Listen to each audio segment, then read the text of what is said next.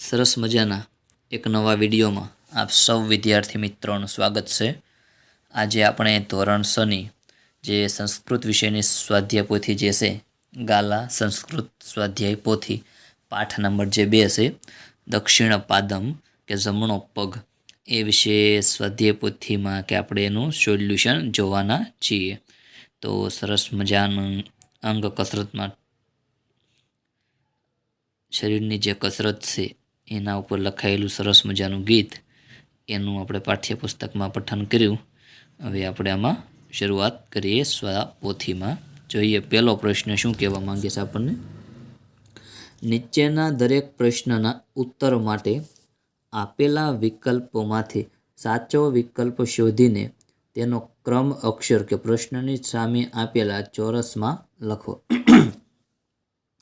દક્ષિણ પાદમ, દક્ષિણ એટલે જમણી સાઈડ થાય અને પાદમ એટલે પગ, એટલે જમણો પગ એવો અર્થ થાય। દક્ષિણ પાદમ શબ્દનો શું અર્થ થાય છે તો જમણો પગ, એટલે અહીંયા આપણે ચી લખી દઈશું। એ જ રીતે બીજું છે ખાદામહ શબ્દનો અર્થ થાય છે તો ખાઈએ, ખાવું એવો અર્થ એનો થાય, એટલે અહીંયા બી લખી દઈશું। ત્રીજું વામમ એટલે એ શબ્દનો અર્થ થાય ડાબું, દક્ષિણ એટલે જમણું, વામમ એટલે ડાબું, એટલે અહીંયા લખી દઈશું ચી।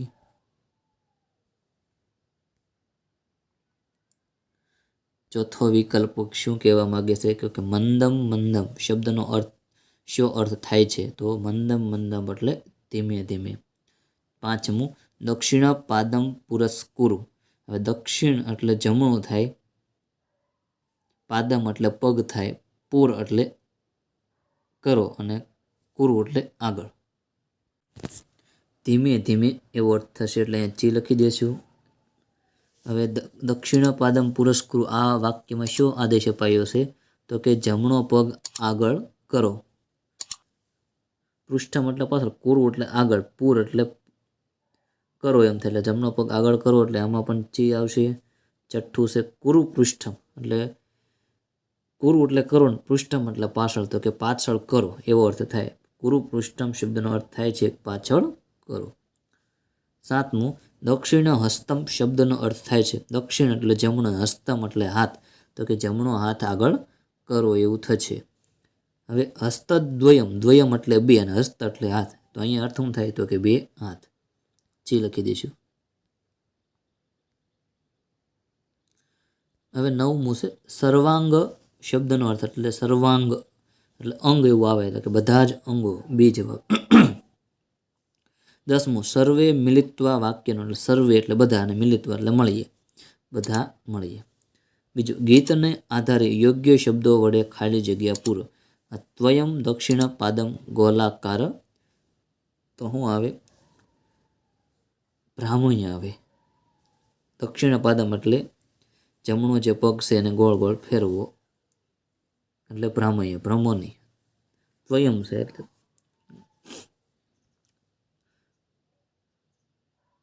ત્વમ વામમ પાદમ એટલે આવશે ગોલાકાર ન આવે, જમણો પગ જે છે એને પુરસ્કુરુ એટલે આગળ કરવાની વાત થઈ છે। પછી ત્વમ હસ્તદ્વયમ કુરુ, બંને હાથ કુરુ એટલે પૃષ્ઠમ, બંને હાથ પાછળ લઈ જાઓ, પુરસ્કૃતિ ન આવે પૃષ્ઠમ આવશે। સર્વે મિલિત્વા ગાયમ એટલે બધા મળીને ગાઈએ, એટલે મિલિત્વા।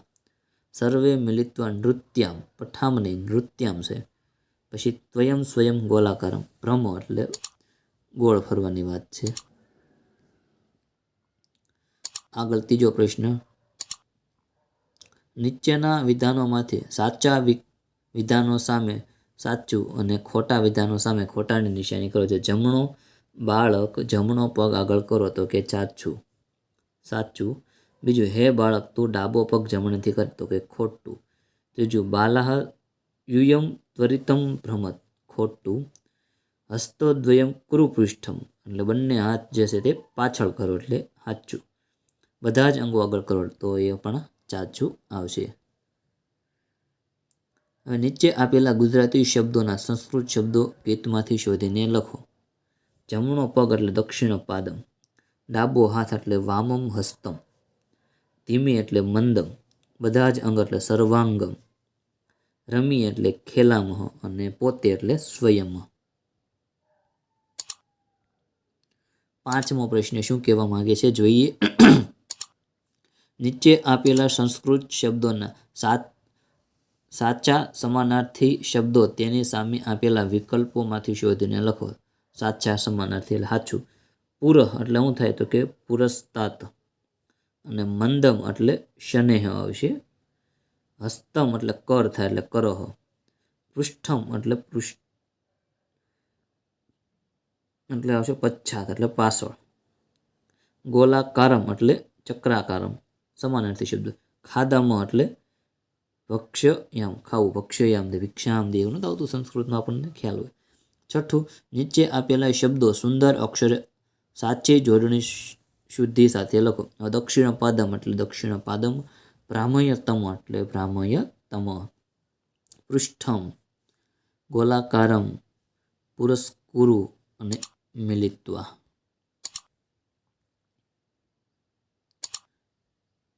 હવે શું કહેશે કે નીચેના દરેક પ્રશ્નોના ઉત્તર એક વાક્યમાં ગુજરાતીમાં લખો. જો દક્ષિણ પાદમ ગીતમાં જમણા પગને કઈ રીતે ફેરવવાનું કહ્યું છે? તો દક્ષિણ પાદમ ગીતમાં કે જમણા પગને આગળ અને પાછળ ફેરવવાનું કહ્યું છે. બીજું, દક્ષિણ પાદમ એટલે ગીતમાં બાળકોને જાતે શું કરવાનું કહ્યું છે? તો દક્ષિણ પાદમ ગીતમાં બાળકોને જાતે ગોળ ગોળ ફરવાનું કહ્યું છે.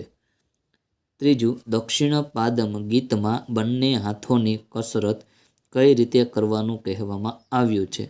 તો દક્ષિણ પાદમ ગીતમાં બંને હાથની કસરત કે વારાફરતી અને આગળ પાછળ કરવાનું એમ કહેવામાં આવ્યું છે. ચોથો પ્રશ્ન છે, દક્ષિણ પાદમ ગીતમાં શરીરના બધા અંગોની કસરત કઈ રીતે કરવાનું કહ્યું છે? તો દક્ષિણ પાદમ ગીતમાં શરીરના બધા અંગોની કસરત આગળ પાછળ કરવા અને ધીમે ધીમે ફેરવવા કહ્યું છે. પાંચમો પ્રશ્ન છે, દક્ષિણ પાદમ ગીતમાં આપણને બધાને શું શું કરવાનું કહ્યું છે? તો દક્ષિણ પાદમ ગીતમાં આપણને સૌને કે અંગ એટલે શરીરની કસરત કરવાનું, સાથે મળીને રમવાનું, ગાવાનું, ખાવાનું અને નાચવાનું કહ્યું છે. છઠ્ઠો પ્રશ્ન છે, સર્વે મિલિત્વા શ્લોકમાં સાથે મળીને શું શું કરવાની ભાવના વ્યક્ત કરવામાં આવી છે? તો આ શ્લોકમાં કે સર્વે મિલિત્વા એ શ્લોક સાથે મળીને એમાં રમીએ, ગાઈએ, ખાઈએ અને નાચીએ એવી ભાવના વ્યક્ત કરવામાં આવી છે. આઠમો પ્રશ્ન છે, નીચે આપેલા શ્લોકનો ગુજરાતીમાં અનુવાદ કરો. શ્લોકોનો ગુજરાતીમાં અનુવાદ એટલે જો દક્ષિણ હસ્તમ પુરસ્કુરુ, દક્ષિણ હસ્તમ કુરુ પૃષ્ઠમ, મંદમ મંદમ ભ્રામયતમ, ગોલાકાર સ્વયં ભ્રમ. કે તમે જમણો પગ આગળ કરો અને જમણો પગ પાછળ કરો. એટલે કે જમણો પગ આગળ લાવો અને જમણો પગ પાછળ લઈ જાઓ. અને પછી કે તમે ધીમે ધીમે એને ફેરવો અને તમે પણ પોતે ગોળ ગોળ ફરો. બીજું, હસ્તદ્વયમ પુરસ્કુરુ, હસ્તદ્વયમ કુરુ પૃષ્ઠમ, મંદમ મંદમ ભ્રામયતમ, ગોલાકાર સ્વયં ભ્રમ. એટલે હસ્તદ્વયમ પુરસ્કુરુ એટલે કે તમે બે હાથ જે છે એને આગળ લઈ આવો એટલે આગળ કરો, અને હસ્તદ્વયમ કુરુ પૃષ્ઠમ એટલે બંને હાથ જે છે તે પાછળ લઈ જાઓ. મંદમ મંદમ ભ્રામયતમ એટલે કે તેમને ધીમે ધીમે ફેરવો, અને ગોલાકાર સ્વયંભ્રમ એટલે તમે પણ ગોળ ગોળ ફરો. ત્રીજું, સર્વે મિલિત્વા ખેલામઃ, સર્વે મિલિત્વા ગાયામઃ, સર્વે મિલિત્વા ખાદામઃ, સર્વે મિલિત્વા નૃત્યામઃ. સર્વે મિલિત્વા ખેલામઃ એટલે કે આપણે બધા ભેગા મળીને રમીએ છીએ. સર્વે મિલિત્વા ગાયામઃ એટલે કે આપણે બધા મળીને ગાઈએ છીએ. સર્વે મિલિત્વા ખાદામઃ એટલે કે આપણે બધા સાથે મળીને ખાઈએ છીએ. સર્વે મિલિત્વા નૃત્યમ એટલે આપણે બધા સાથે મળીને નાચીએ છીએ. હવે નીચેનો શ્લોક પૂર્ણ કરવાનો છે. જો દક્ષિણ પાદમ સ્વયં ભ્રમ જોઈએ. દક્ષિણ પાદમ પુરસ્કુરુ, દક્ષિણ પાદમ કુરુ પૃષ્ઠમ, મંદમ મંદમ ભ્રામયતમ, ગોલાકાર સ્વયં ભ્રમ. બીજું, સર્વાંગ હિ પુરસ્કુરુ, સર્વાંગ હિ કુરુ પૃષ્ઠમ, મંદમ મંદમ ભ્રામયતમ, ગોલાકાર સ્વયં ભ્રમ. આ રીતની સરસ મજાની જે ગાલા સ્વાપોથી જે છે એનું આપણે સંપૂર્ણ સોલ્યુશન આ વિડીયોના માધ્યમથી જોયું. વિડીયો અહીં પૂર્ણ કરીએ છીએ. ફરી પાછા તમને મળીશું નેક્સ્ટ વિડીયો સાથે, નવી મુલાકાત સાથે મળીશું નેક્સ્ટ ચેપ્ટર 3માં.